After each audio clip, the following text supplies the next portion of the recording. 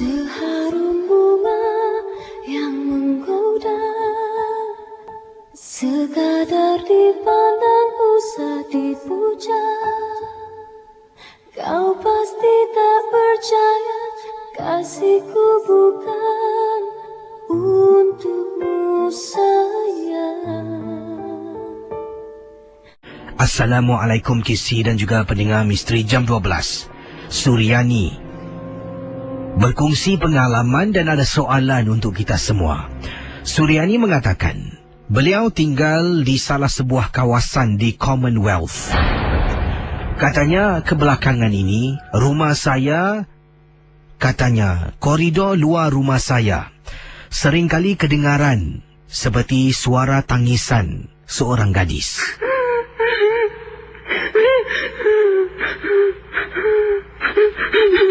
Kadang-kala saya rasa pelik dan hairan. Pernah beberapa kali saya nampak suami saya terbangun di waktu malam. Tapi kata Suryani, bila ternampak suaminya terbangun di waktu malam, menjadi tanda tanya, dia terdengar suara yang menakutkan itu. Tetapi suami tidak mendengar, seolah-olah macam tak rasa apa-apa yang seram berlaku. Boleh tanya pendengar tak, adakah gangguan itu saya saja yang mendengar ataupun gangguan itu memang mainan mungkin mainan minda saya saja. Terima kasih yang ikhlas dari Suryani yang kirimkan mesej kepada saya berasal dari Commonwealth. Jadi pendengar Ria 897, kalau anda ingin berikan pendapat pandangan anda tentang Suryani yang tinggal di Commonwealth, katanya di luar rumahnya kebelakangan ini di koridor kedengaran seperti suara tangisan wanita. Suami bangun waktu malam mungkin nak ke tandas, tapi tak dengar apa-apa. Macam tak perasan pun sesuatu yang berlaku. Beliau kerap kali mendengarnya. Adakah gangguan itu datang mengganggu beliau sahaja, ataupun itu hanya satu mainan minda? Bagaimana? Apa kata anda? Kisah-kisah yang anda dengar merupakan misteri Jam 12. Tidak ada sebarang bukti yang boleh mengesahkan kebenarannya.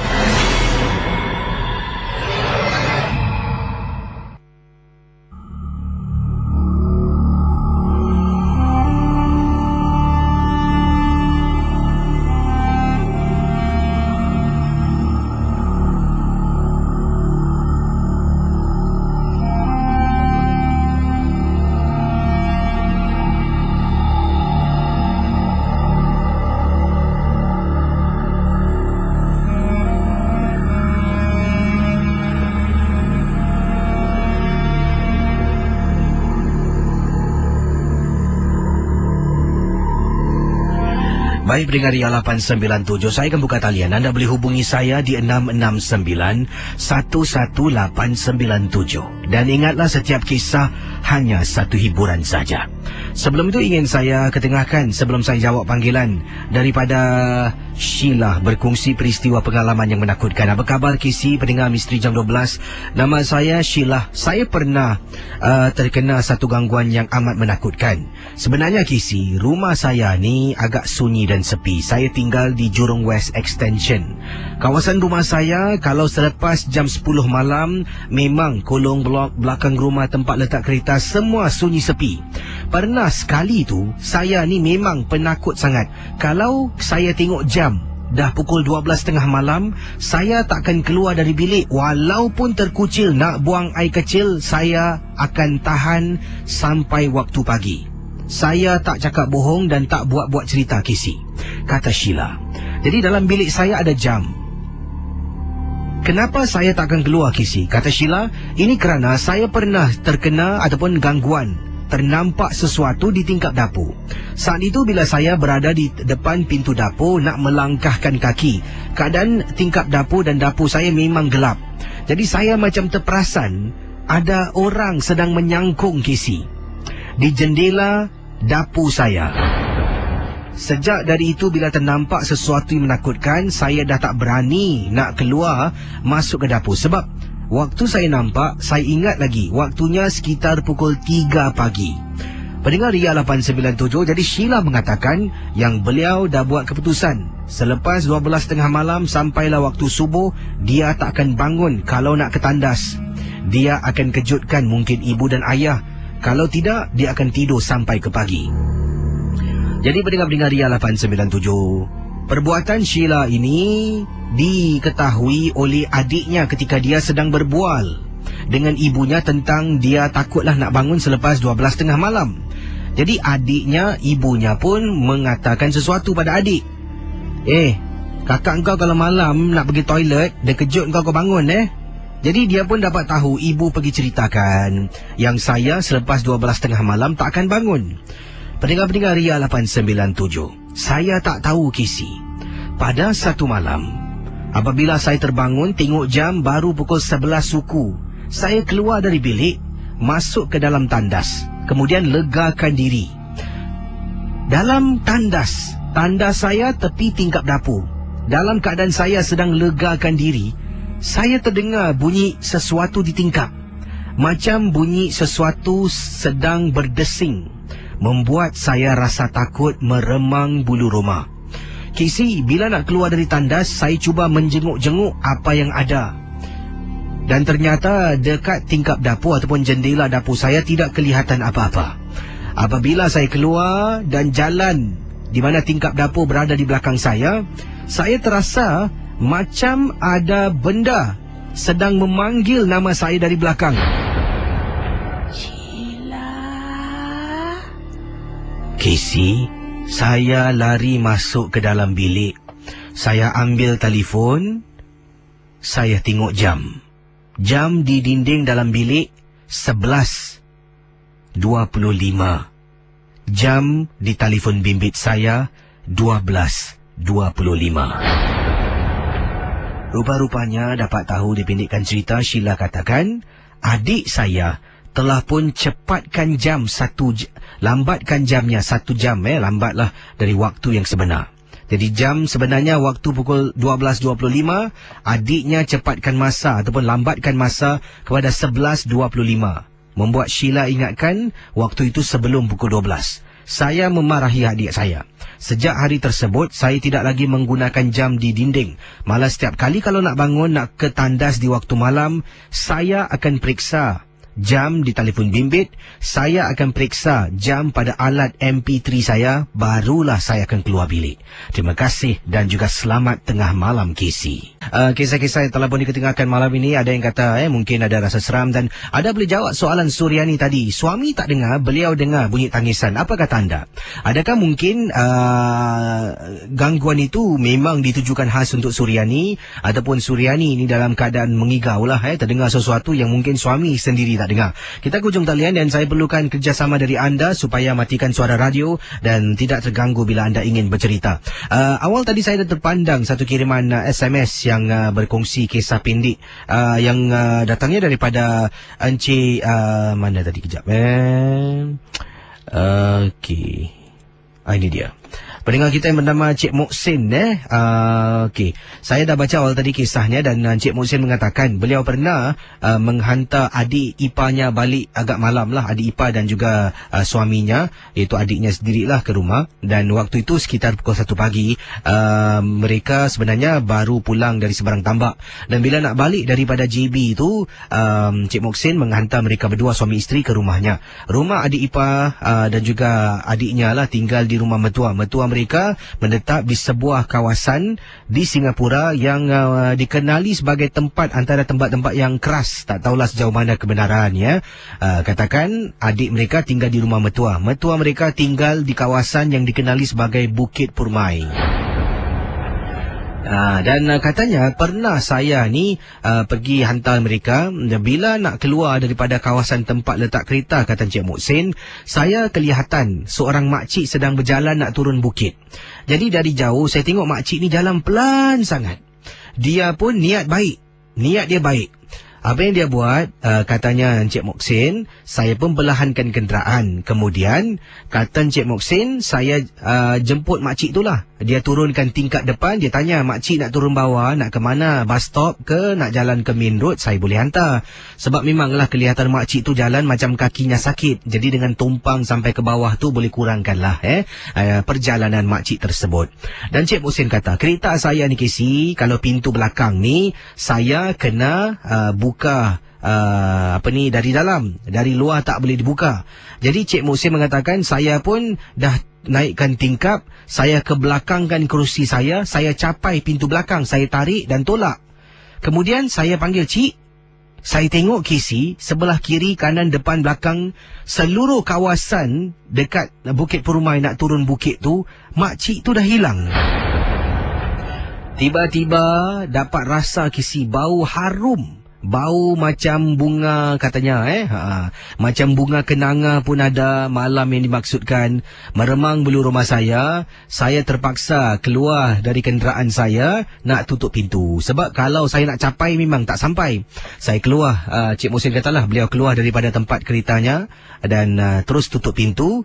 Naik balik kenderaan, terperanjat makcik yang sama rupa-rupanya masih lagi berdiri di tepi kenderaan. Tapi dia hairan, bila dia tutup pintu langsung tak nampak. Oleh kerana beliau tak nak lagi lah mencetuskan sebarang rasa takut, beliau terus pandu dan tinggalkan makcik tu di belakang. Itulah pengalaman Cik Mohsin di Bukit Perumai. Satu hari mungkin saya nak baca lah kisah seram di Bukit Perumai duduk sana dan tengoklah macam mana. Baik, kita sekarang ke hujung talian bersama dengan pendengar kita. Hello, selamat tengah malam. Assalamualaikum. Waalaikumsalam warahmatullahi taala wabarakatuh. Siapa bercakap ni? Ni Catherine bercakap. Siapa? Catherine. Dan ni buat panggilan dari mana bang? Dari daerah Bedok. Dan pengalaman anda tentang apa? Gangguan dalam rumah ke, penampakan ke, macam mana ni? Ni waktu kami bekerja malam. Saya dengan partner saya lah. Silakan. Okey, waktu tu kejadian ni dalam 2 ke 3 minggu yang lepas lah. Saya bekerja di bahagian Bedok, bahagian sekolah. Okey, waktu tu dah lepas pukul 1 lebih. Saya di atas, kawan saya di dalam ofis. Jadi saya dekat bawah, dekat bawah ni, saya dekat atas ni nampak pintu yang atas komputer room tu dia terbuka, tertutup. Jadi saya tengok pintu yang lain tak ada gangguan lah, tak ada apa-apa.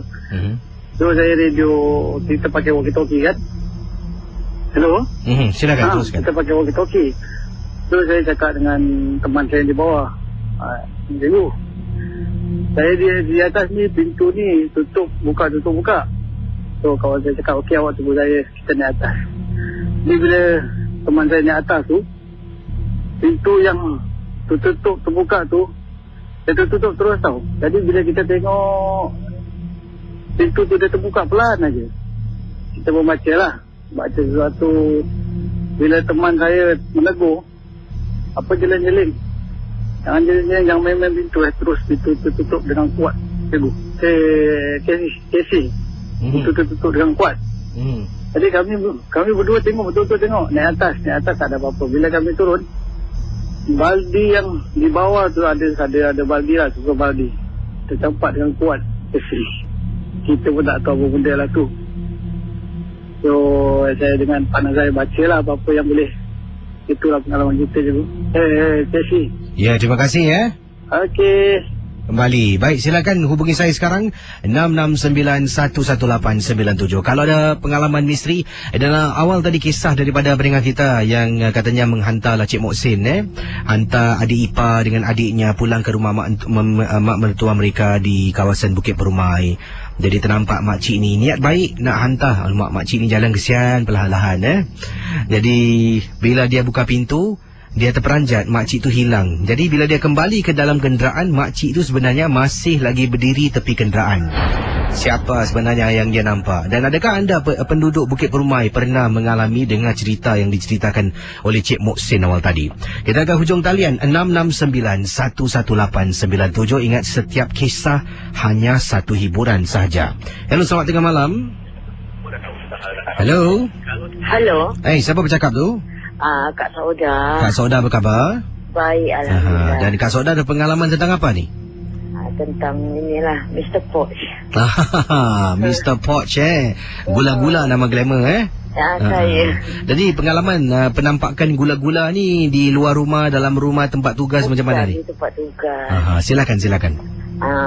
Tentu kakak kerja tempat luar sana. Kondo ada kondo kat sana. Jadi kat sana tu memang kita bikin cooking. Partner 2 orang, kakak dengan satu partner. Jadi partner ni memang tak nak bikin cooking. Jadi kakak in charge kat sana terpaksalah bikin. Dia hari-hari bikin biasalah. Tapi macam tahulah tempat tu memang ada lah. Tapi kita buat tak tahu pasal kita nak cari rezeki kan. Jadi kakak ni bikin lah koki. Jadi naik rooftop. Naik rooftop. Kali lupanya gula-gula ni duduk kat tangga. Jadi tempat nak lalu tu tempat tangga yang dia duduk, Casey. Allah Akbar. Allah aja yang tahu. Jadi benda tu menghalang kakak daripada berjalan lah. Dia duduk dekat tangga tu Kat tangga dia sandar kat tembok. Jadi kakak ni Allah, orang kata nak tak nak, orang kata memanglah tak semua, tak mudah tau, tak mudah. Tapi kita percaya Allah yang satu kan. Jadi kakak terpaksa jalan sebelah dia. Jalan sebelah dia, tapi tak tengok lah Casey. Takkan kita nak berhenti nak tengok kan? Siapa nak buat? Siapa yang berani kan? Jadi kakak pun turun baca ayat kursi. Baca sampai tengah langgang tau Casey. Tapi bila ingat balik, baca balik.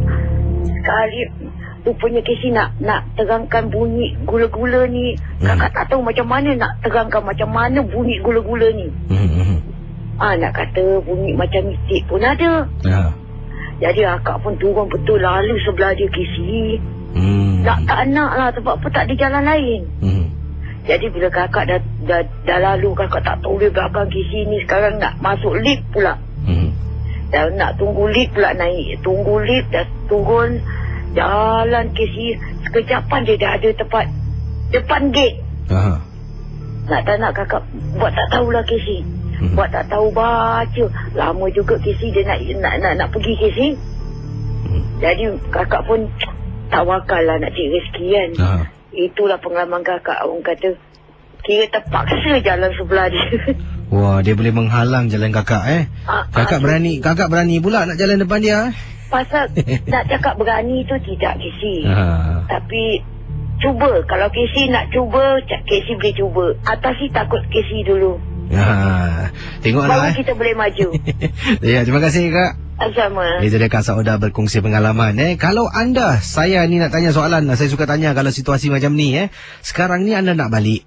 Tapi anda nak balik ni, jalan yang harus anda gunakan, satu-satunya jalan yang ada tu dihalang oleh kehadiran makhluk-makhluk yang menakutkan. Mungkin kat situ tiba-tiba anda ternampak ada perempuan rambut panjang sampai ke lantai sedang berdiri.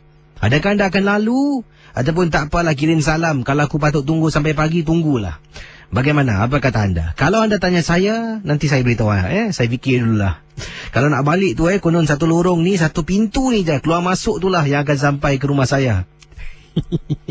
Apa saya buat Misteri Jam 12 kembali bersama anda. Dan di sini katanya daripada pendengar kita yang bernama siapa ni, ini Ubek Mardi.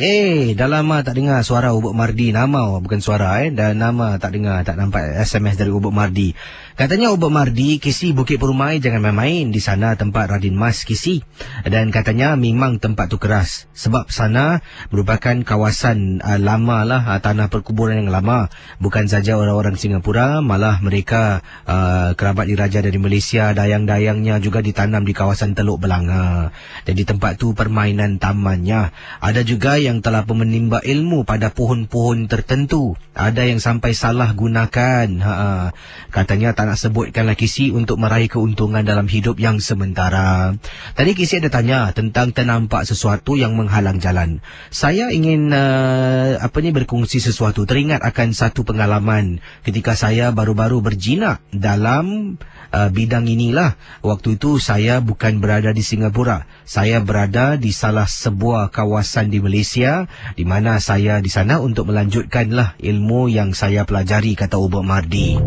Dan di satu kampung ni apabila dapat satu permintaan supaya membantu seorang pelajar yang bernama Ain. Katanya budak Ain ni seorang pelajar dari kampung tersebut.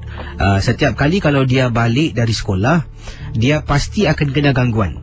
Jalan yang dia gunakan tu adalah satu jalan shortcut. Jalan ini merentasi Semak Samun. Dan setiap kali kalau dia balik sekolah waktu biasa, misal kata Ubek Mardi, sebentar ya, saya tengok SMS dia tergantung tak. Okey, boleh.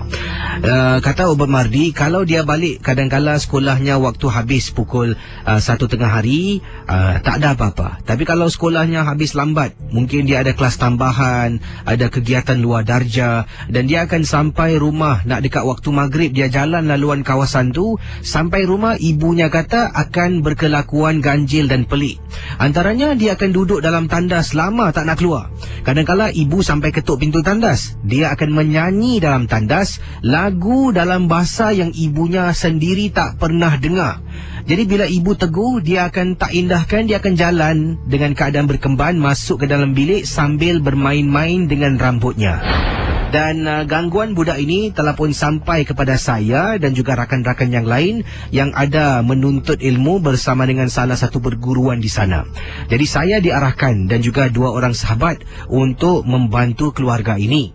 Jadi kami tanya, berbual, dan ibunya pun menceritakan tentang jadual dia bersekolah, balik jam berapa dan sebagainya.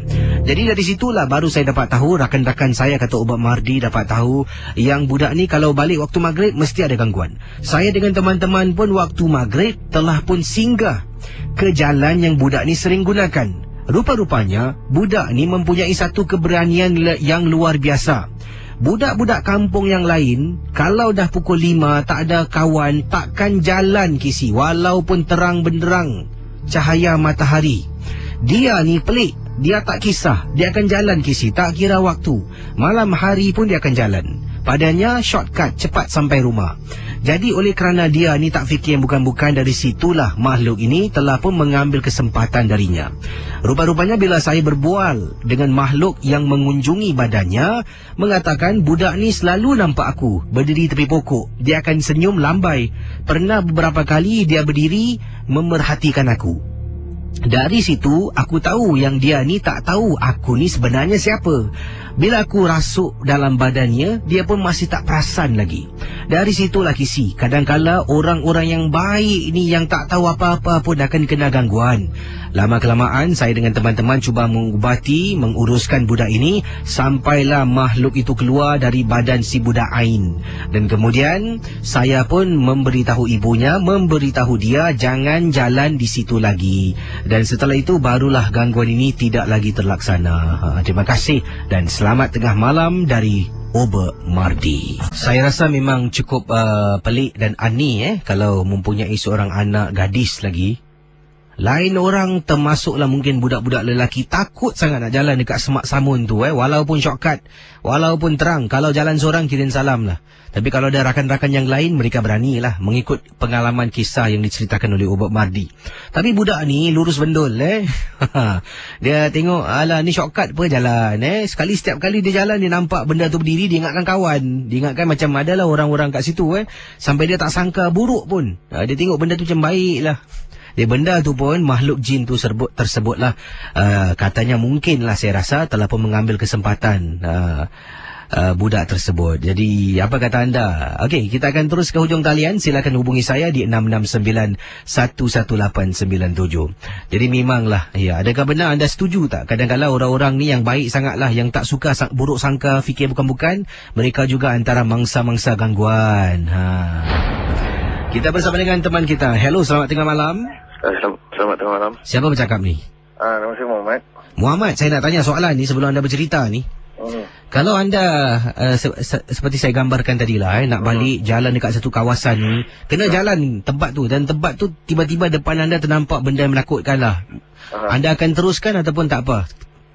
Ini berat ni. Saya pun tak tahu macam mana belum lagi dapat macam dia punya gambaran ni misal katalah kalau anda nak sampai rumah kena naik tangga. Tapi rumah anda tak ada lift, ada tangga. Rumah tingkat 4. Tiba-tiba tingkat 3 ada dia tengah duduk menangis Awak teruskan ataupun awak duduk kolong blok sampai pagi? Macam mana? Telefon orang kat atas lah, turun. Telefon siapa? Orang isteri lah Telefon isteri ke. Baik. Dan pengalaman anda tentang apa, Muhammad? Silakan. Okey, pengalaman saya ringkas. Saya duduk di kawasan Punggol tu. Jadi satu malam ni saya tidur. Tengah tidur tu saya terkejut lah. Pukul 2 lebih pagi ke 3 lebih gitu lah. Lepas dengan misteri jam 12 lah tu. Terlelap jap. Jadi bila bangun tu isap rokok kat tingkap. Jadi bila dongak kat atas tu tengok kat tempat langit tu macam ada 7 burung lah. Tak tahu macam burung apa tau. Macam apa ni, macam itik ke atau macam tak tahu lah, leher orang panjang-panjang. Jadi dia terbang macam ular atau berdirit. Okey. So daripada blok ni ke blok yang depan. Jadi macam saya perhatikan, macam takkan burung malam-malam kan, itik pula tu macam satu line straight tu, tapi dia macam ular tau dia punya jalan tu. Jadi macam entah saya pun tak tahu tu apa. Jadi ni dia berlaku di rumah anda, kawasan rumah anda? Ya, saya di atas blok lah. Atas blok kawasan mana? Blok. Jurong ke? Punggol. Oh, Punggol. Ini tahun bila berlaku perkara ni? Tahun ni bulan lepas. Barulah juga Baru juga. Ya, terima kasihlah kerana berkongsi Okey, baik. Mungkin pendengar-pendengar dia boleh berikan pendapat pandangan anda tentang apakah mungkin penampakan yang ganjil dialami oleh pendengar kita awal tadi. 669-11897. Yang ini pula kisah yang ringkas daripada siapa ni? Daripada Nora. Casey, tadi Casey tanya kan tentang nak naik, nak pergi ataupun tak nak kalau jalan tu dihalang oleh sesuatu lembaga yang menakutkan. Saya pernah ada pengalaman yang agak serupa. Saya balik kerja satu suku pagi berada di kolong blok, turun dari company transport. Sambil itu berjalan, saya akan SMS tunang yang saya dah sampai rumah. Waktu tu masih ingat lagi, saya berada jaraknya dari lift depan lift lobby tu dengan jarak saya berada tu lebih kurang 20 meter. Jadi jarak 20 meter saya nampak Casey ada perempuan jalan naik lift. Bila saya nampak perempuan tu berjalan masuk ke dalam lift, saya pun kejar. Yalah Casey, dari naik sorang-sorang lebih baik naik berdua. Jadi saya nampak dia masuk, saya kejar. Saya kejar sampai depan lift, saya tekan pintu yang hampir-hampir tertutup, pintu lift terbuka. Bila pintu lift terbuka, saya tengok dalam tak ada orang, Casey. Dan apakah mungkin jawapan saya, Casey? Saya tak naik lift. Saya terus telefon bapa saya untuk turun bawah jemput saya naik atas. Kalau nak naik tangga, rumah saya tingkat 9. Saya rasa kalau dia menjelma tingkat 5, saya dah semput, Casey. Jadi memang cukup menyeramkan. Saya memang sah nampak ada perempuan susuk tubuh masuk ke dalam lift. Saya kejar tekan butang, pintu lift terbuka, dalam kosong, langsung tak ada orang. Awak ni kenapalah cerita macam ni? Saya balik naik lift. Kalau kena naik tangga lengit, babe, rumah saya pun tinggi Hello, selamat pagi. Selamat pagi. Ya, apa khabar? Baik, alhamdulillah. Siapa bercakap ni? Juanda sini. Juanda berkhabar sihat Dan ini saya nak tanya, kalau anda dalam situasi pendengar kita tadilah ternampak orang nak naik lift, awak pun kejar sampai depan lift terbuka, dalam lift tak ada orang. Awak naik lift atau tak nak naik? Tak naik. 100% lah tak naik. Saya pun takkan naik. Memang yalah, tiba-tiba dalam lift, tiba-tiba dia jelma kat belakang Tolong picit tingkat 10 boleh? Boleh pingsan, babe Boleh. Lelaki tak lelaki. Baik. Dan tetap kecut. Tetap juga kalau nampak-nampak benda gini. Sebab apa? Ini semua ada ilmu, babe Betul, babe. Ilmu di dada belum cukup, tak boleh lah. Baik, Juanda, kisah anda tentang apa ni? Silakan. Ni saya pasal penanggal lah, tak salah saya. Penampakan penanggal ini baru berlaku ke bila ni? Tahun lepas bulan puasa. Silakan dengan kisah anda. Okey. Ni terjadi pada bulan puasa yang keberapa lah. Kan? Sesudah subuh. Sesudah subuh, saya nak tengah tunggu teksi. Tempat dia tempat mana tahu? Tempat Bukit Permai juga. Kan? Okey. Tengah saya tunggu teksi tu, tiba-tiba nampak macam satu api tau, Casey. Macam berbola api satu. Dia punya macam tujuh-tujuh kan dia lain kan. Warna merah ke putih ke macam mana? Warna kuning. Okey, kuning kebiruan. Dia besar dalam agak-agak dalam 25 meter atas tau. Kan? Jadi saya ingat ni 77 saya biasa nampak kecil kan dia. Tapi ni bola dia besar tau Casey. Lepas tu dia punya macam bergerak dia macam terbang gitu. Macam mendak macam mendak gini lah, slow bergerak gitu kan. Sekali saya tanya kawan-kawan lah, ni apa kan? 77 ke apa. Tapi nak cakap ni macam penanggas. Saya pun tak pernah nampak kan ni first time. Tapi bulan puasa Casey, terperanjat juga kan. Jadi kemudian apa anda lakukan bila ternampak cahaya yang menakutkan itu? Saya ingat nak keluarkan apa, iPhone nak pergi ambil video lah. Tak sempat Casey. Dia dah bergerak, dah hilang lah daripada pandangan. Itu je lah kisah saya. Terima kasih. Terima kasih Jawanda kembali. Baik, itu dah pengalaman dari pendengar kita ya, berkongsi pengalaman penampakan cahaya yang menakutkan. Dan teman-teman Ria 897, saya cerita-cerita ni kadang-kadang ni saya suka macam tambahkan sedikit elemen-elemen kelakar seram lah Kadang-kadang bila perasaan ni macam segan tiba-tiba datang macam tu lah. Tak tahu kenapa malam ni macam rasa segan sikit lah. Jadi bila saya terlebih tersenyum tu, anda faham lah, ini sebagai pengubat lah. Pengubat diri saya supaya tidak rasa segan sangat. Apa jua yang berlaku, ingat rancangan MJ12 hanya satu hiburan saja. Dan awal tadi bagaimana? Kalau anda dalam situasi pendengar kita awal tadi, dari jauh nampak ada orang naik lift dia kejar dari belakang. Nasib baiklah ada orang nak masuk lift. Ada juga teman tak rasa takut. Rupa-rupanya harapkan pagar-pagar makan padi. Sampai depan lift, picit butang, pintu terbuka, dalam kosong, tak ada orang.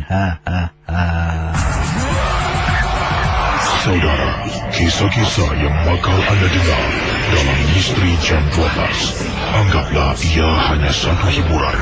Tidak ada sesiapa yang boleh menyesatkan kebenarannya. Kalau anda rasa takut, perlahankanlah suara radio anda. Misteri Jam 12, hanya satu hiburan.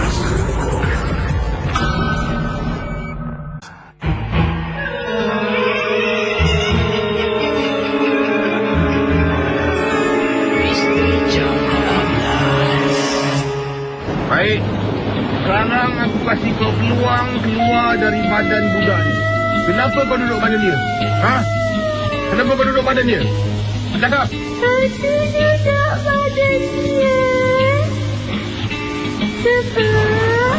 aku suka budak ni. Budak ni baik. Kau tengok, dia selalu keluar malam, pergi tempat-tempat tak senonoh. Dia buat maksiat. Aku suka orang-orang macam ni. Kau jangan degil cakap aku. Lebih baik kau keluar dari badan budak ni. Kau jangan macam-macam. Aku akan kira sampai 3. Kalau kau tak keluar, aku akan sebat kau sampai kau sakit merana. 1, 2, 3. Ambil kau. Keluar kau. Makhluk, aku cakap kau keluar sekarang dari badan budak ni. Keluar kau. Keluar kau makhluk yang terkutuk. Keluar. Dan juga ada beberapa kisah akan saya ketengahkan pada tengah malam ini, dan pastinya hari ini dah pun masuk 23 hari bulan iaitu 23 hari bulan Februari 2012, hari Khamis, dan minggu depan saya akan bercuti selama seminggu dan ada malam-malam adakan rancangan Misteri Jam 12, ada juga malam-malam akan diadakan rancangan Love Bites. Jadi tengoklah DJ mana yang akan ambil tugas alih tugas saya. Kita akan tukar-tukar rancangan lah. Jadi saya beritahu anda siang-siang supaya anda dapatlah persiapan nanti minggu depan buka radio. Kenapa tak ada MJ12 Jadi minggu depan saya akan ambil cuti seminggu lah, antaranya untuk buat persiapan rancangan MJ12 di YouTube, dan juga adalah hal-hal tertentu dan clear sedia lift. Baik, kisah selanjutnya. Ada juga komen-komen yang saya terima yang katanya, bro Kisi, kalau burung yang biasa terbang macam tu pernah saya lihat adalah burung bangau. Terima kasih kerana di Sabah banyak burung bangau. Ni kadang-kadang burung bangau ada yang terbang macam kapal, bersusun, dan ada juga yang terbang macam abang katakan tadilah. Terima kasih daripada Jackman. Okey. Yang ini kalau saya ajak dia couple Kisi, ajak dia couple, nak kalau jumpa hantu, apa ni, oh ini tentang tadilah penampakan, saya pun tak faham apa yang dimaksudkan ni. Yang ini pula kiriman-kiriman yang lain. Jadi ada yang suka dengan kisah-kisah, ada yang kata wah tabik spring lah dengan Kak Saudah tadi, betul berani boleh jalan lagi tepi makhluk Kak Poch, ataupun bukan Kak Poch lah, abang gula-gula tadilah. Okey, yang ini kiriman SMS ingin saya sempurnakan. Katanya daripada Rahman Abidin. Assalamualaikum Kisi. Waalaikumsalam warahmatullahi ta'ala wabarakatuh. Nama saya Rahman Abidin. Saya ingin berkongsi satu pengalaman peristiwa. Saya pernah terjumpa satu gitar lama. Gitar yang lama di kolong blok rumah saya ada orang buang. Betul-betul di belakang rumah, di belakang rumah saya ni ada tempat buang sampah. Jadi bila saya waktu itu memang sedang cari besi-besi lah untuk besi-besi body basikal. Masa itu saya masih kecil lagi. Jadi bila pergi ke bin center cari besi basikal tak nampak. Jadi bila saya nak balik tu, jalan di tepi lift ternampak tepi tong sampah ada gitar lama, gitar kayu yang dah agak buruk. Saya pun ambil gitar tersebut dan saya bawa pulang lah. Gitar tersebut tali semuanya lengkap, dari nombor 1 sampailah tali yang ke-6. Jadi bila saya letak gitar tu di ruang tamu, saya pun pergi dapur dan kemudian saya buatlah secawan air untuk minum. Jadi kata Cik Rahman Abidin, waktu tu saya masih dalam usia remaja. Sedang saya bancuh air, dah kira-kira pukul 11 malam, ibu dan ayah semua dah tidur. Saya dengar orang main gitar Kisi, dengar jelas. Sampaikan saya terjenguk di ruang tamu. Nampak gitar tu masih terbaring atas sofa di ruang tamu rumah saya. Tiap kali bila saya kembali ke dapur untuk bancuh air, saya dengar lagi Kisi orang bermain gitar. Jadi saya rasa takut, meremang bulu roma. Saya angkat gitar tu, saya turun bawah, letak tepi tong sampah balik. Itulah pengalaman peristiwa yang saya alami. Terima kasih. Awak ni orang tidur malam-malam pukul 11 cari spare part basikal Macam-macam hobi pendengar Ria ni. Baik, kita terus ke hujung talian 669-11897. Yang ini daripada pendengar kita bernama siapa ni? Ini dah baca, ini pun dah baca.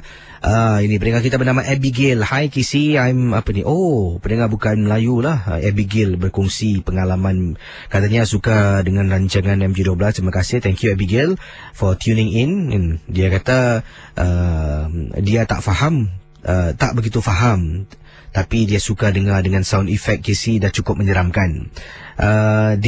Saya ada kisah ketika saya pernah menjadi salah seorang volunteer di salah sebuah katanya lah di salah sebuah gereja di Singapura. Nanti saya akan sentuh kisah Abigail sebentar nanti, tapi sekarang kita ke hujung talian. Pendengar Ria 897, kita teruskan dengan pemanggil kita selanjutnya. Hello, selamat tengah malam. Selamat tengah malam Kisi. Apa khabar Biskut nama baik, alhamdulillah. Nama samaran. Saya sihat, terima kasih. Ni pengalaman anda tentang apa ni? Pengalaman saya ni dah lama. Mungkin tahun 90 atau 89 gitulah Kisi. Silakan. Dekat masa tu saya menjalani perkhidmatan negara. Saya attach dekat lapangan terbang Changi lah. So pada tahun tu Changi Cargo Complex lain lah, dia punya checkpoint semua lain, tak macam sekarang. So kita terjadi dalam pukul 2:30, 3 pagi gitu lah. So secara tiba-tiba ada abang ni datang, dia menunggang motor. Sampai dekat checkpoint, dia pelanggar terus lari masuk dalam polis post. Dia daripada kita nampak dia bawa laju lah daripada Coastal Road. Dia bawa dia terus masuk ke dalam polis post. Dia terus, saya nak duduk sini je, dia cakap. Dia tak boleh, ni polis post kan, mana boleh duduk kat dalam. Kali lepas 2 minit itu ada api teksi datang. Api teksi itu pun masuk dalam. Dia masuk dalam juga, nak tumpang duduk kat dalam. Dia tak pernah pagi dia keluar. Okey, apa jadi sebenarnya? Sebenarnya lepas api teksi dengan abang motor tu actually duduk sampai pagi. Lepas pagi tu baru dia cerita. Yang masa dia menunggang dekat Coastal Road tu, api teksi tu horn dekat dia. Horn, lepas tu dia berhentilah motor. Api teksi, lepas dia berhenti motor, api teksi datang, cakap dengan dia, tadi lupa pilihan jatuh. Lupa pilihan jatuh. Padahal dia cakap pilihan. Saya tak bawa pilihan, saya satu orang. Habis tadi tu perempuan siapa jatuh? Itu aja Casey. Jadi dia terjadi a few times lah actually. Memang selalu dekat situ. Di kawasan Coastal Road tu lah ya? Coastal Road yang betul. Terima kasih ya. Terima kasih Casey. Kembali, silakan 669-11897. Memang cukup menyeramkan. Yang ini daripada Wak Normah. Katanya Casey, dalam rumah Wak Normah ada rocking chair. Dan rocking chair ini kepunyaan suami. Sekarang ini Wak Normah ada friction. Friction Wak Normah dengan suami lah. Mungkin ada, kalau dalam bahasa biasa, perselisihan faham dengan suami. Sebab Wak Normah katakan pada suami, Wak Normah tak suka rocking chair yang kita simpan. Rocking chair ni adalah kepunyaan arwah ibu pada suami, iaitu mak mertua Wak Normah. Kenapa Wak Normah mula-mula okey, kemudian tak okey? Sebab sejak mak mertua meninggal dunia, kadang-kadang Wak Normah akan terbangun di waktu malam. Bila terbangun ni, lazimnya akan masakkan suami untuk bawa bekal ke tempat tugas. Jadi Wak Normah akan bangun mungkin pukul 4 pagi ataupun 4.30 pagi dah mula masak. Kadang-kadang dapat dengar Misteri Jam 12 hanya seketika sahaja sebelum mata ni terus terlelap dan tersadar radio pun dah masuk ruangan insomnia, kata Wak Normah. Saat bila keluar dari bilik, beberapa kali kerusi rocking chair yang dimaksudkan lah, ataupun rocking chair yang disebutkan oleh Wak Normah akan bergerak macam ada orang baru duduk dan bangun dari kerusi tersebut. Jadi pada mulanya memanglah Wak Normah tak terfikir yang bukan-bukan. Mungkin agaknya waktu itu arwah bapa masih ada. Jadi mungkin arwah bapa yang duduklah. Jadi katanya tak fikir yang bukan-bukan. Tapi setelah arwah bapa meninggal dunia juga beberapa bulan kemudian, barulah Wak Normah rasa takut dan terkejut kerana kerusi yang sama, rocking chair tu masih bergerak. Ni kali siapa pula yang buat main? Takkan anak-anak nak bangun pukul 2-3 pagi duduk atas kerusi ni? Dan beritahu suami. Suami pun kata, awak ni fikir bukan-bukan lah. Saya duduk dalam rumah ni bertahun, sejak kecil sampailah dah kita berumah tangga ni, tak pernah pun ada apa-apa. Dan Brigadier 897, Wak Normah kata, saya tak puas hati. Jadi pernah sekali tu Wak Normah bila keluar dari bilik langsung tak terlintas tentang kerusi rocking chair lah yang ada di ruang tamu. Wak Normah mengatakan, saya keluar dari bilik langsung masuk dapur, tak terfikir pun tentang kerusi tu. Jadi sedang berada di dapur, lampu dapur tu dibukalah terang benderang dapur tu. Wak Normah pun sedang keluarkan bahan-bahan lah untuk dimasak, buat bekal untuk suami. Sedang duduk dekat meja makan sambil potong sayur, tiba-tiba terperasan kerusi rocking chair yang ada di ruang tamu bergerak. Kali ini lebih dahsyat. Seolah-olah ternampak macam arwah ibu duduk di atas kerusi tu. Sampaikan Wak Normah terpotong sedikit jari, berdarah dibuatnya. Casey, pendengar Ria 897 FM.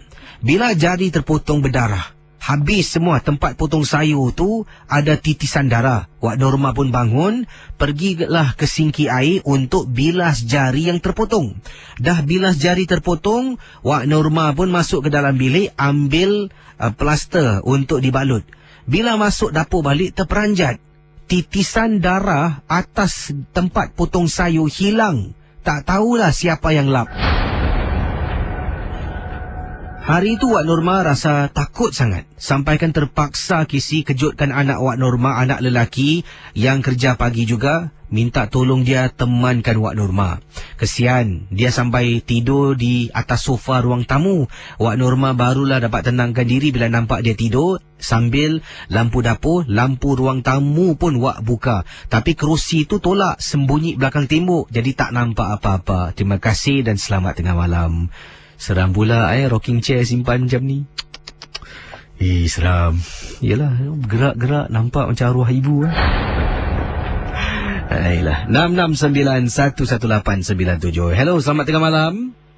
Hello. Hai, siapa bercakap ni? Apa ni? Silakan 669-11897. Kalau ada pengalaman kisah misteri, anda boleh hubungi saya sekarang 669-11897. Hello, selamat tengah malam. Assalamualaikum. Waalaikumsalam warahmatullahi. Casey, apa khabar lah Casey? Baik, sihat. Ya. Silakan Cik Rashid. Cerita ni gini je. Cerita nak kata dengan saya tak nampak apa. Macam kita orang ada macam lepas habis pesta lah macam tempat mak ngah saya kan. Ada dengar tak? Ni? Silakan. Habis ada tempat mak ngah saya kita orang ada makan semua kan. Habis satu perempuan tu nama dia Manja. Dia kata dia pun tengah hamil lah tu jam lain. Dia masuk tengah mengandung lah. Kita Mangga saya nak pergi. Mangga saya nak pergi ni lah, nak pergi tanda sekejap. Yelah, dia kata Mangga pergi lah sekejap. Tapi saya takut nak pergi seorang. Suruh siapa-siapa teman. Dia suruh budak anak dia yang besar teman lah. Bila dia masuk tanda tu, dia kata dia tengah mengandung kan. Dia kali macam dia cakap dengan saya, perut dia bercakap. Perut dia bercakap mana? Itu cerita dia. Perut dia bercakap. Kita perut tu cakap, kau jangan amalkan. Beranak lagi, aku akan makan anak kau. Terus Manja tu lari tempat Mangga, minta bantuan. Si Mangga pun kasih ayat suci untuk menenangkan fikiran dia lah. Jadi kita pun takut juga yang dia pun rasa takut lah. Masa budak lagi kan, masa umur macam 20-an lah. Tak pernah mengalami ni semua. Tapi tentang tadi saya cakap dengan Casey tentang pasal tadi burung-burung tu memang ada lah. Memang ada kat Permai. Dulu pun saya pernah duduk pergi Permai. Memang ada. Tapi itu tepi kubur. Dekat sebelah kubur dekat perigi sana. Itulah pengalaman dia. Terima kasih Cik Rashid. Terima kasih. Kembali itu dia Cik Rashid berkongsi pengalaman. Dan teman Ria 897, saya akan teruskan dengan mungkin pendapat pandangan anda dahulu sebelum saya jawab panggilan-panggilan anda di hujung talian sebentar nanti. Yang ini pendapat pandangan daripada pendengar kita. Minta maaf banyak ni SMS saya terima ni. Ada yang kata sini, okey, yang ini dah baca awal tadi. Yang ini alahai, saya nak minta lah, tolonglah Farisha, jangan SMS banyak-banyak macam ni sebab susah saya nak cari tau. SMS teman-teman MG12 ni tenggelam. Awak kirim banyak-banyak, janganlah membazir 30 sen awak 30 sen tu kalau awak kirim 20 kali tu dah berapa sen babe? Berapa dolar 10 30 sen. Jadi dermalah pada orang yang memerlukan, jangan membazir macam ni. Baik, jangan kirim lagi, tolonglah. Yang ini daripada Boy Anaki kata, kalau saya akan kirim salam dengan jalan berikut. Oh, ni tentang tadi saya tanyalah siapa nak pergi layan KC? mahuterkucil.net.com daripada Boy Anaki, terima kasih. Yang ini daripada siapa ni? Ini dah baca. Ini dia. Yani kata, Kisi, saya pernah mengalami perkara agak serupa dan saya tak pasti adakah ini mungkin benar atau tidak. Dahulu, kata Yani lah, semasa saya muda remaja, sekarang ni dah berumah tangga, saya suka sangat keluar malam pergi clubbing. Dan bila saya keluar ni kadang-kadang last minute, kawan-kawan akan telefon pukul 11 lebih tanya nak keluar tak. Dan saya akan siap. Teman-teman lazimnya akan jemput saya 12 lebih tengah malam. Ibu saya sering kali marah dan saya ni waktu tu memang sedang tahap berdegil, tak nak dengar kata ibu, kerana saya ni bencikan sangat dengan ibu, berpisah dengan ayah. Dan oleh kerana itu saya mula menjadi defiant. Jadi keluar setiap malam dan tak ingat orang. Sampaikan saya ingat lagi satu kali ni, satu perkara yang menghantui saya. Rumah saya tingkat 3 dan waktu tu rumah memang tak ada lift, turun naik gunakan tangga. Kata Yani, apa yang berlaku bila saya dah siap-siap nak keluar, ibu saya tak kasih saya keluar. Dan ibu saya marahlah dan pastinya dia mengatakan pada saya, aku tak izinkan kau keluar Aku nak kau balik secepat mungkin. Jadi ibu saya terus masuk tidur. Saya pun sedang siap-siap kisi. Saya ingat lagi waktu tu pukul 1 pagi. Kawan-kawan saya dah nak ambil saya lah. Kita nak keluar pergi happy-happy dan sebagainya, kata Yani. Keluar dari pintu, dah kunci pintu besi, pintu rumah semua. Sedang nak jalan, rumah saya rumah corner paling ujung sekali, dekat kawasan Chua Chu Kang. Menghampiri tangga, saya macam terdengar bunyi orang menangis. Betul kisi, kata Yani. Bila saya hampiri tangga, terperanjat. Nampak ada perempuan sedang duduk betul-betul dekat tangga menangis. Tiba-tiba bulu roma saya meremang dan bauan wangi yang menghantui saya. Bau dia wangi tapi menyeramkan. Saya fikir 2 kali kisi. Saya terus patah balik, masuk dalam rumah dan tak berani nak keluar. Kisi, perkara itu telah pun menghantui saya untuk beberapa malam.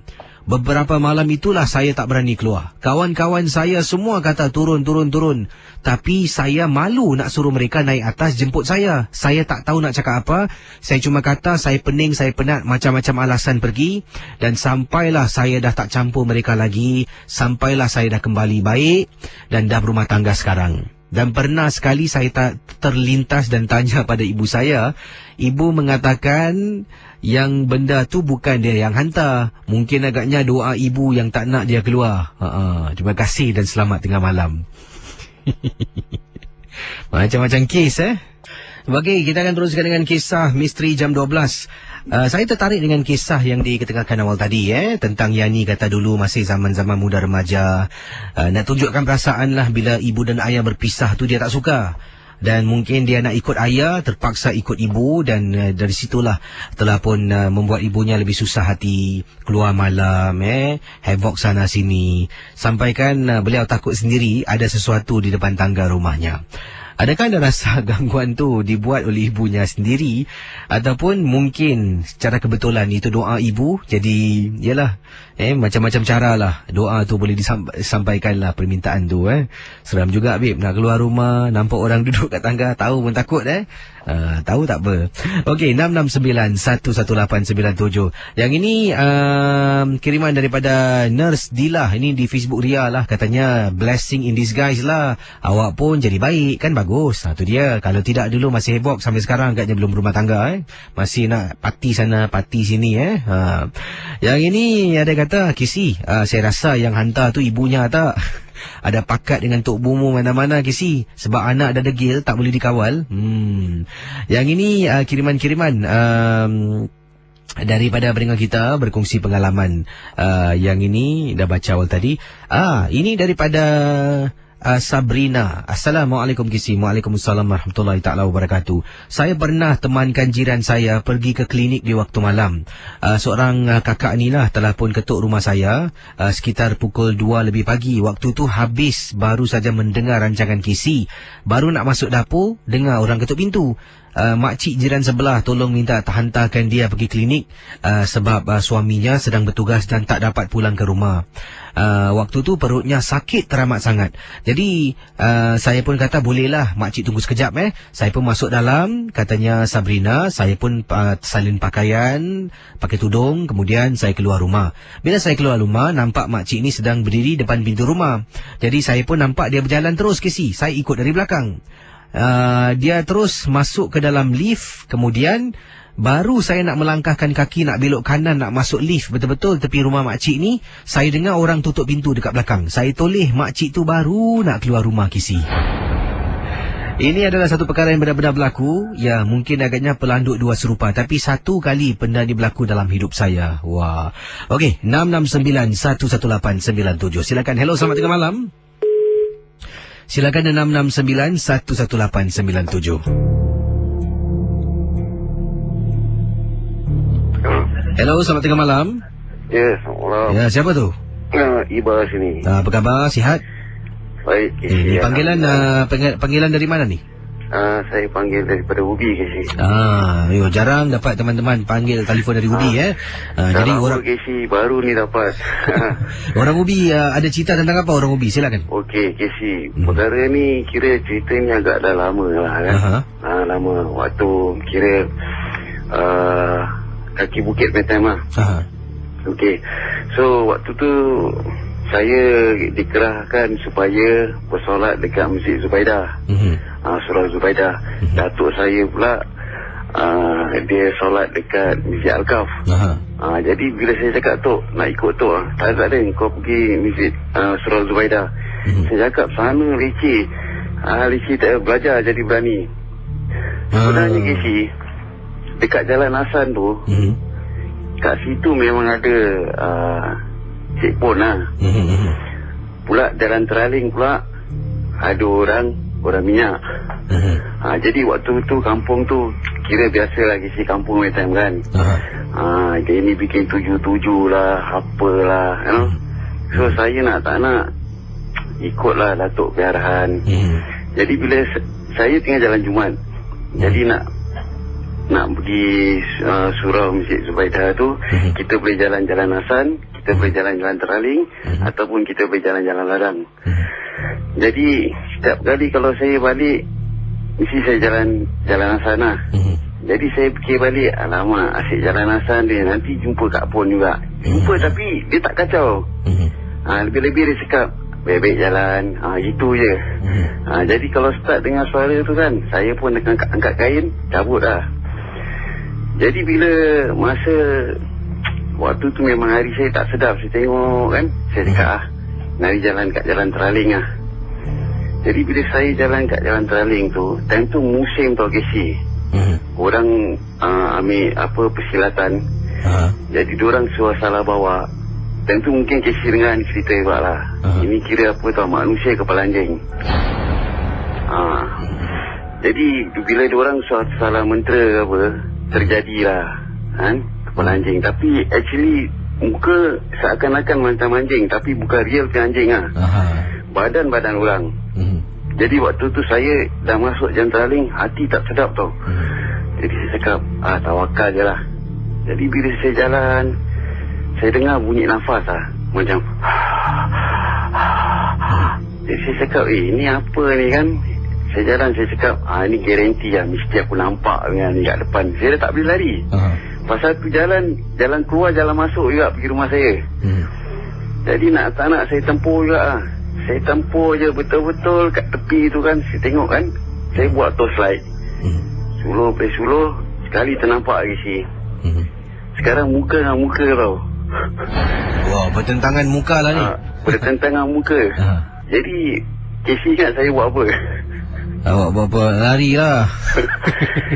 Saya nak lari tak boleh. Dia macam dia bunyi gitu kan. Jadi saya tak boleh lari. Kaki saya berat Kesi.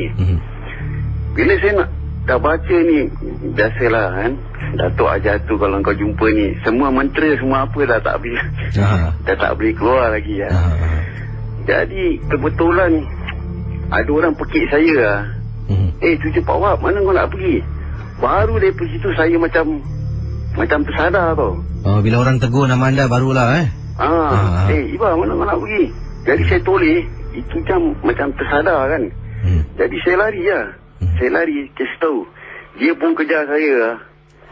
Alamak Kesi, kira kalau nak kata sekarang pay flat, kira 3 flat lah saya nak kena lari daripada itu tempat pergi rumah saya lah. Sampai rumah saya pun Datuk saya cakap, asal kau lari? Saya cakap tak nak cakap, jumpa ni terus Datuk saya kasih saya air minum. Datuk saya pun turun, tak tahu apa kat tepi tangga tu. Saya rumah panggung kan. Tak tahu apa ngayat. Dia cakap dah, besok kau pergi, kau masuk Jalan Ladang pula. Saya cakap, alamak Tok, dah pergi tidur. Itu pengalaman waktu tinggal kat kaki bukit tu Kesi. Terima kasih pada anda Ya, sama-sama Kesi. Assalamualaikum Kesi. Waalaikumsalam warahmatullahi taala wabarakatuh. Bertentangan mata, depan mata Habib. Kemudian terus tak boleh bergerak, seolah-olah diri anda tu dikawal. Saya pernah tidur waktu malam ni, rasa macam sesak nafas. Dan ada mengatakan ada penjelasan dari segi saintifik lah, mengatakan otot-otot kita ni tiba-tiba macam ada satu istilah yang digunakan lah. Tapi inilah yang saya alami. Saya rasa anda juga pernah alami.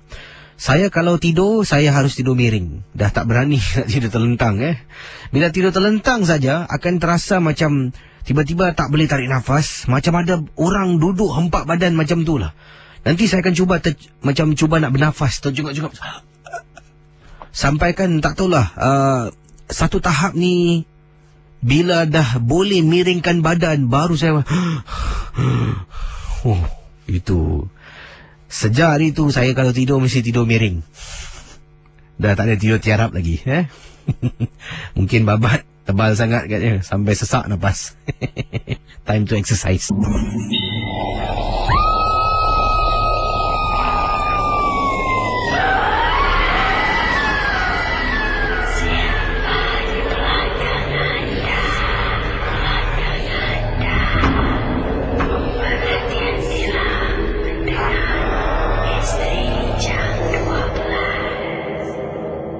Pendengar Rial 897 FM, saya mohon maaf, SMS anda tak boleh saya baca sebab banyak dah tenggelam. Saya tak tahulah kenapa budak ni banyak SMS dikirim pada saya. Jangan membazir lah. Kalau nak kirim cerita seram, misteri, pengalaman orang lain kan dah sendiri alami boleh. Tapi janganlah kirim sampai anda. Tengoklah spam banyak sangat ni, 1.30 sen. Tengok berapa banyak dia kirim. Hairan betul saya tengok budak-budak ni. Hai, mak saya ni pun dah macam grumpy old man pula. Saya mohon maaf ada SMS yang tak dapat saya ketengahkan. Ada beberapa SMS sebab setiap kali saya klik nak semak balik aja, dia akan hilang, ditenggelami. Jadi harap anda fahamlah. Baik, kita ke hujung talian. Anda boleh hubungi saya sekarang di 669-11897 untuk pendengar kita selanjutnya. Dan kalau ada kisah boleh hubungi saya sekarang 669-11897. Dan ingat, setiap kisah yang diketengahkan hanya satu hiburan saja. Bersama dengan saya. Hello, selamat tengah malam. Hello. Ya, siapa bercakap tu? Ada pengalaman misteri tak? Ya, silakan. Hello. Ya, ini pengalaman tentang apa ni?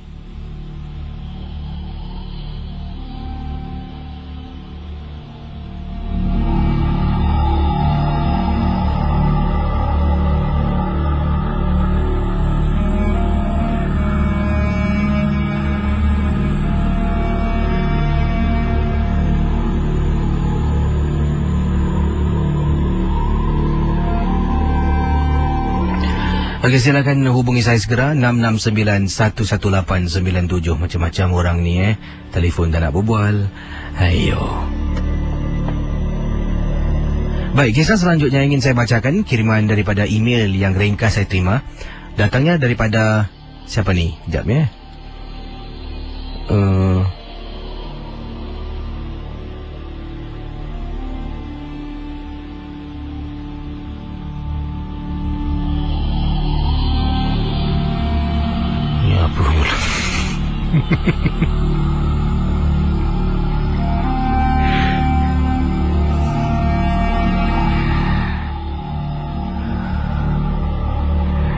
Saya rasa waktu pun dah 2-3 minit pagi. Saya baca satu cerita lah, ataupun jawab satu lagi pemanggil. Hello, selamat pagi. Hello, Assalamualaikum. Waalaikumsalam. Siapa bercakap ni? Kak Yana sini. Kak Yana. Silakan Kak Yana, ada pengalaman apa ni? Silakan. Okey, ni actually bukan pengalaman kakak, tapi daripada teman kakak. Kisah misteri. Silakan. Selalunya kita dengar orang kena rasuk tapi pengalaman daripada teman kakak, seekor kucing kesayangannya dirasuk. Misalnya begini, Casey. Tahun lepas bila kami baru dengar suara Casey diudarakan, lepas tu hubungan kami terputus. Jadi saya tanya dengan dia, kenapa? Dia kata nantilah dia ceritakan. Jadi keesokan harinya dia ceritakan pada kakak. Kisahnya begini, dia ada membela seekor kucing. Jadi kucing ni biasanya dia suka merayap waktu petang. Bila malam dia balik kerja, baru dia balik, kucing tu balik ke rumah dia. Jadi satu hari tu tiba-tiba bila kucing tu diberi kasih makan, kucing tu menyerang anak perempuan dia dengan diri dia. Jadi anak dia ingat tu satu gurauan lah. Tapi tiba-tiba dia makin mengganas. Dicakarnya pada kaki dan badannya. Jadi bila ayah dia tengok, ayah dia pun baca Allahu Akbar lah. Tapi bila tu tolak tu kucing tu lagi mengganas dan terus tengok pada bapaknya. Jadi bila budak ni dalam ketakutan, terus ayah dia pegang penyapu dan baca ayatul kursi. Dengan cepat kilat kucing tu terus lari Casey. Jadi masa sebelum kejadian tu, dia ada cerita dengan saya. Sebelum kejadian tu 3 hari lepas, pada waktu maghrib dia nampak kelibat macam benda tu di koridor turut-turut 3 hari. Jadi pada kakak punya wangkai, mungkin benda tadi itulah yang merasuk pada kucing dia tu. Jadi kemudian kucing yang kena rasuk tu keadaannya macam mana tu? Yelah, bila dia cuba cakap, kakak tengoklah pada YouTube dia hantar tu, dia kaki dia cakap tu macam seolah macam kuntilanak gitu. Habis badan dia, kaki dia. Jadi itulah yang pengalaman yang misteri yang teman kakak lalui itu. Terima kasih Kak. Okey, terima kasih Si. Okey, kembali. Baik, saya jumpa anda esok malam. Tiada ku sangka kau sungguh kejam, kau rampas segala